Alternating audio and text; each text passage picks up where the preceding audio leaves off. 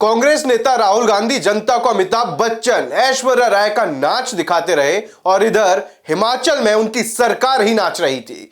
राहुल भारत जोड़ो न्याय यात्रा में यूपी के युवाओं का भविष्य बताते रहे, भविष्यवाणी करते रहे, उन्हें नशेड़ी बताते रहे। उधर हिमाचल में उनकी सरकार का भविष्य ही खतरे में पड़ गया था। इधर राहुल गांधी गठबंधन की गांठ मजबूत करने के लिए बिहार में तेजस्वी से लेकर यूपी में अखिलेश यादव के साथ कदम ताल करते रहे। उधर महाराष्ट्र से लेकर पंजाब, मध्य प्रदेश, राजस्थान और हिमाचल प्रदेश तक उनके अपने ही बगावत का झंडा बुलंद करते रहे। नमस्कार, मैं हूं राहुल ठाकुर। स्वागत है आपका बुलंद भारत टीवी के डिजिटल प्लेटफॉर्म पर। मोदी सर ने मानहानि केस में जिन वकील साहब ने राहुल गांधी की संसद सदस्यता बचाई, वो राहुल गांधी अभिषेक मनु सिंघवी को विधायकों का वोट तक नहीं दिला पाए और राज्यसभा चुनाव में अभिषेक की करारी हार हो गई। हार तक तो ठीक था, लेकिन इस चुनाव ने कांग्रेस के मजबूत किले यानी कि हिमाचल प्रदेश को हिला दिया।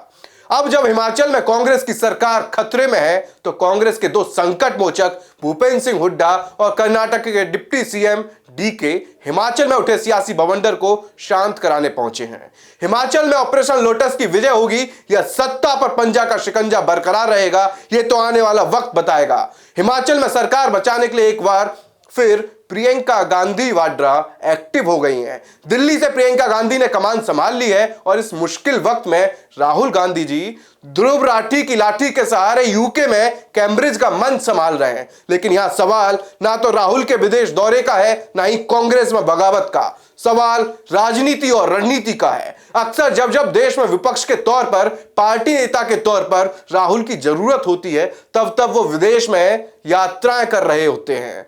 हिमाचल का संकट आपको समझाऊंगा, लेकिन आपको यह भी बता दूं कि बुलंद भारत टीवी ने पहले ही बताया था कि किस तरह बिखरते हुए विपक्षी गठबंधन को प्रियंका गांधी ने बचाया। हमने आपको बताया था कि राहुल गांधी गठबंधन को लेकर अपनी शर्तों और अपनी जिद पर अड़े थे, लेकिन प्रियंका की एंट्री के बाद ही देश के सबसे बड़े सूबे उत्तर प्रदेश में गठबंधन आकार ले पाया, जिसके बाद धीरे धीरे आम आदमी पार्टी से लेकर टीएमसी समेत कई दलों से बात बन सकी। हालांकि गठबंधन में उत्तर दक्षिण की सियासत वाली खटास अभी भी है, लेकिन आज पूरे देश की नजर हिमाचल की सियासी उठापटक पर है, जहां तू डाल डाल मैं पात पात वाली राजनीति हो रही है। इधर राज्यसभा के चुनाव में कांग्रेस के 6 बागी विधायकों ने बीजेपी प्रत्याशी को वोट देकर नामुमकिन जीत को बीजेपी की झोली में डाल दिया, तो सरकार बचाने के लिए कांग्रेस ने भी बड़ा मास्टर स्ट्रोक चल दिया। बजट पर विश्वास मत लाने की खबरों के बीच ही हिमाचल विधानसभा स्पीकर ने बीजेपी के 15 विधायकों को बाहर का रास्ता दिखा दिया, यानी उन्हें निलंबित कर फिलहाल के लिए सरकार बचा ली। लेकिन सवाल यह है कि कांग्रेस में ही इस तरह की बगावत क्यों देखने को मिलती है? इस सवाल का जवाब आपको आगे दूंगा, लेकिन पहले प्रियंका गांधी ने जो ट्वीट किया है वो देख लीजिए। प्रियंका ने लिखा है कि लोकतंत्र में आम जनता को अपनी पसंद की सरकार चुनने का अधिकार है। हिमाचल की जनता ने अपने इसी अधिकार का इस्तेमाल किया और स्पष्ट बहुमत से कांग्रेस की सरकार बनाई, लेकिन बीजेपी धन बल एजेंसियों और केंद्र की सत्ता का दुरुपयोग करके हिमाचल वासियों के इस अधिकार को कुचलना चाहती है। इस मकसद के लिए जिस तरह बीजेपी सरकारी सुरक्षा और मशीनरी का इस्तेमाल कर रही है, वह देश के इतिहास में अभूतपूर्व है। 25 विधायकों वाली पार्टी यदि 43 विधायकों के बहुमत को चुनौती दे रही है, तो इसका मतलब साफ है कि वो प्रतिनिधियों की खरीद फरोख्त पर निर्भर है। इनका यह रवैया अनैतिक और असंवैधानिक है। हिमाचल और देश की जनता सब देख रही है। इसी तरह से प्रियंका गांधी ने सीधे सीधे बीजेपी को टारगेट कर लिया। लेकिन प्रियंका जी शायद ये बताना भूल गई कि उनके भाई राहुल गांधी कांग्रेस के सर्वे सर्वा अपनी ही पार्टी में गुटबाजी को सीरियस ही नहीं ले रहे थे। वो भी जानती हैं कि प्रतिभा सिंह लगातार राहुल गांधी से मिलने का वक्त मांग रही थी, लेकिन राहुल और उनके रणनीतिकारों ने लगातार प्रतिभा सिंह को नजरअंदाज किया, ठीक वैसे ही जैसे हेमंत बिस्वा के साथ हुआ। हेमंता ने भी कई बार साफ कहा है कि राहुल के पास किससे मिलने का वक्त नहीं होता। डॉगी और बिस्किट वाले तमाम बयान आपने सुने होंगे।